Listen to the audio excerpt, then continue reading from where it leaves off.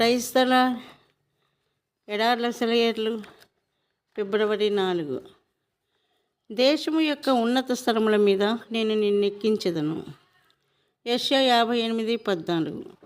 గాలి ఓడల్లో విమానాలు రాకముందు ఇవి ఉండేవి. ప్రయాణం చేసేవాళ్ళు నేర్చుకునే మొదటి కిటుకు ఏమిటంటే ఓడని ఎప్పుడు గాలికి ఎదురుగా నడపాలి. ఆ గాలి ప్రవాహాలు ఓడని పైకి తీసుకెళ్తాయి. ఈ సూత్రాన్ని వాళ్ళు ఎక్కడ నేర్చుకున్నారు? పక్షులు వాళ్ళకి నేర్పినాయి. పక్షి ఏదో సరదాకి ఎగిరేటప్పుడు గాలివాలులో ఎగురుతుంది. కానీ ఏదన్నా ప్రమాదం ఎదురైతే అది వెనక్కి తిరిగి గాలికి అభిముఖంగా ఎగరడం వల్ల ఎత్తుకి ఎగిరి తప్పించుకుంటుంది. శ్రమలు దేవుని ఎదురుగాలులే. వ్యతిరేకంగా వీచే గాలులు, పెనుగాలులు కూడా ఇంతే. అవి మానవ జీవితాలను దేవుని వైపుకి ఎగరేసుకుని తీసుకుపోతాయి.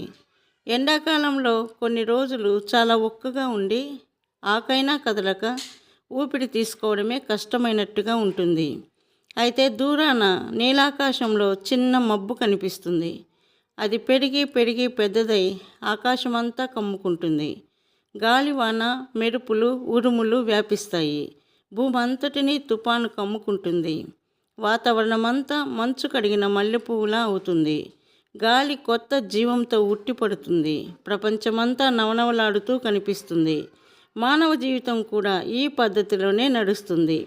తుఫాను వచ్చినప్పుడు వాతావరణం మారిపోతుంది. స్వచ్ఛమై, పరిశుద్ధమై, క్రొత్త జీవాన్ని సంతరించుకుని పరలోకంలో కొంత భాగం భూమికి దిగి వచ్చిందా అనిపిస్తుంది. ఆటంకాలు వస్తే మనం పాటలు పాడాలి. సముద్ర విశాలం మీదకి గాలి వీస్తున్నప్పుడు శబ్దమేమీ రాదు. కానీ గాలికి కొబ్బరి చెట్లు అడ్డుపడినప్పుడే వింత ధ్వనులు వస్తాయి. పిల్లన గ్రోవిలో నుండి బయటికి వస్తున్న గాలిని చేతి వేలితో మూసినప్పుడే సంగీతం మాధురి మన చెవిన పడుతుంది. నీ ఆత్మను జీవితపు అడ్డంకులను ఎదురుగా ప్రవహింపచెయ్యి. బాధలనే క్రూరమైన అరణ్యాల గుండా చిన్న చిన్న చిరాకులకి వ్యతిరేకంగా ప్రవహించనియ్యి. అది కూడా పాటలు పాడుతుంది.